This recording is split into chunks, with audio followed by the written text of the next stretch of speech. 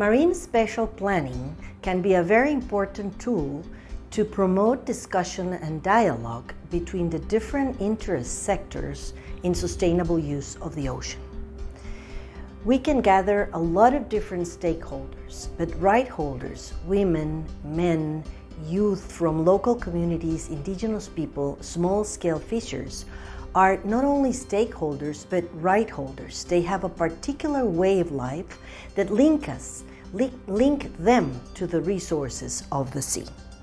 Participation of these rights holders should be seen not as a favor, but as a right that these communities and social groups have to participate in the decision-making that is going to affect the way in which they have lived close to the ocean.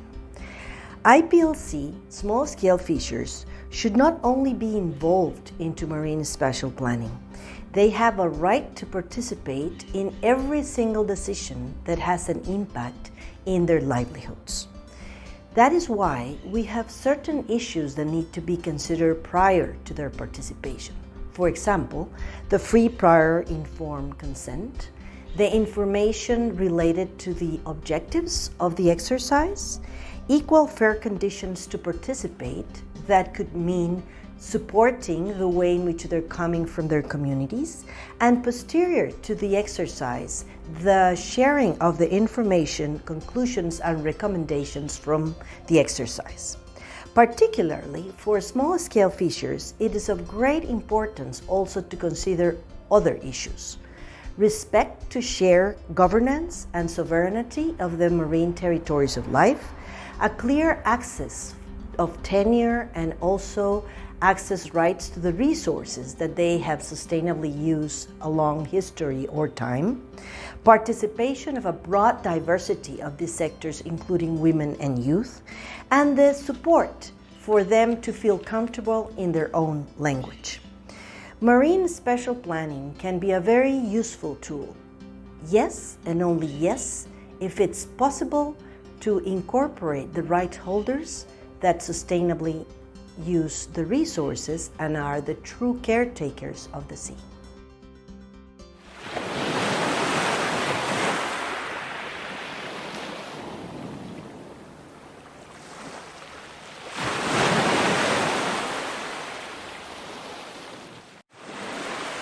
Hi all, I get your attention into two instances of good practices in the southwest coast of India.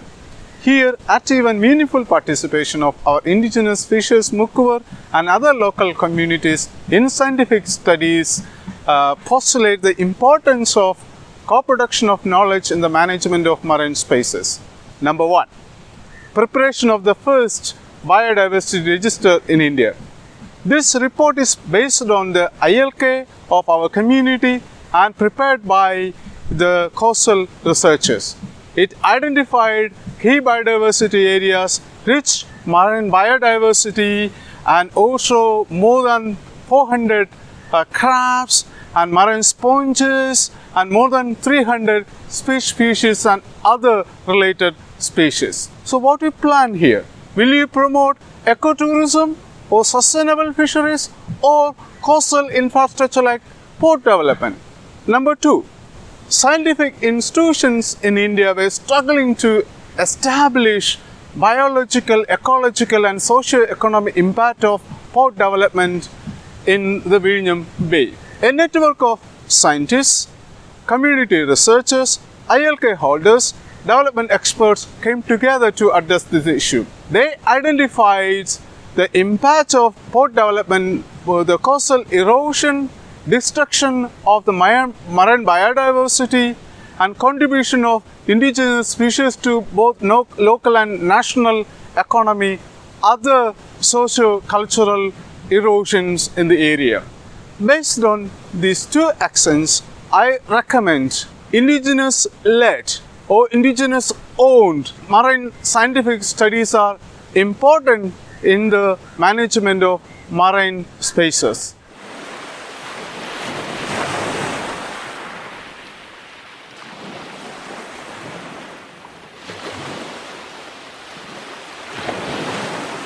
Waltak, thank you so much for joining us today. My name is Heather Soyuk-Jean-Gordon. I'm a Nupyak, an enrolled citizen of the Nome Eskimo community in the United States. I was one of the authors that helped co-develop this product, and I wanted to share a few things about Indigenous people in marine spatial planning that I think is very important to remember. Indigenous people are inherently sovereign people, existing prior to colonization, and their sovereignty has never been extinguished. Most of their lands have been unceded and were just taken by colonization practices, often based around terra nullius, that the land was empty, even though it was not. So Indigenous peoples live and exist in these areas, drawing on the marine environment, which we see as intricately connected to the land environment and the rivers and lakes as well, as different marine animals, especially looking at salmon, live across these parts of the water, all the way inland to lakes, all the way out in rivers to feed in the sea. So when Indigenous perspectives enter marine spatial planning, it's more than just looking only at the marine environment, but looking at a broader perspective of the area that's being traveled by marine animals. Additionally, Indigenous people draw on the marine environment primarily traditionally and very much so still in the Arctic, where I'm from, for our food security.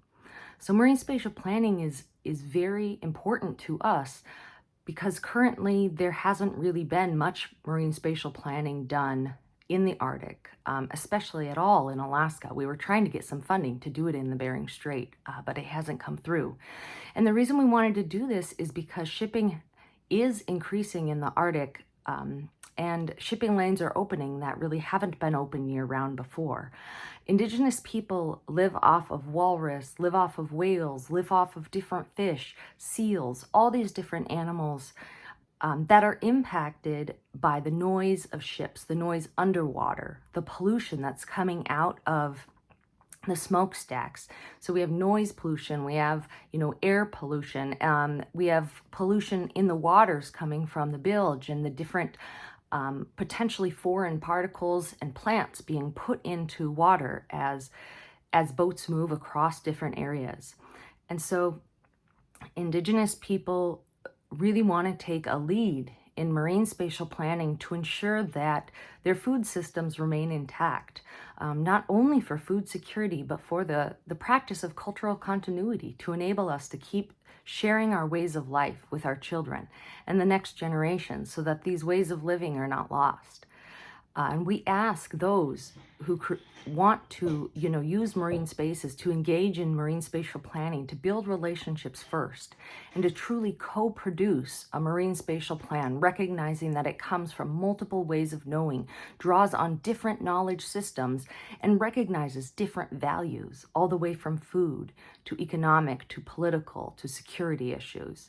And that's what I would just really urge more than anything, is the inclusion of Indigenous peoples that are often ignored, when really the marine waters are central to our food sources, and also the recognition of our knowledge, and that marine spatial planning really needs to be co-produced, drawing on all knowledge available to develop the most sustainable use of a region.